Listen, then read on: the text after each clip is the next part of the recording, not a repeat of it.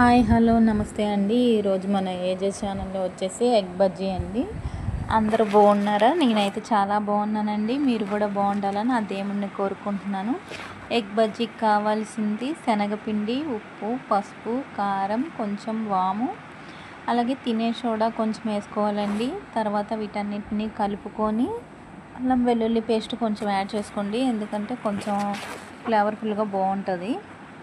ఇట్లా అన్నిటిని మిక్స్ చేసుకొని పిండి పక్కన పెట్టుకొని ఎగ్స్ని 2 ముక్కలు చేసి వేసుకోవడమే. అయితే మీరు నా ఛానల్ని ఫస్ట్ టైం కనుక చూస్తుంటే కనుక ప్లీజ్ సబ్స్క్రైబ్ చేసుకోండి. పక్కనే ఉన్న బెల్ ఐకాన్ని కూడా నొక్కండి, ఎందుకంటే నోటిఫికేషన్ ద్వారా వస్తాయి.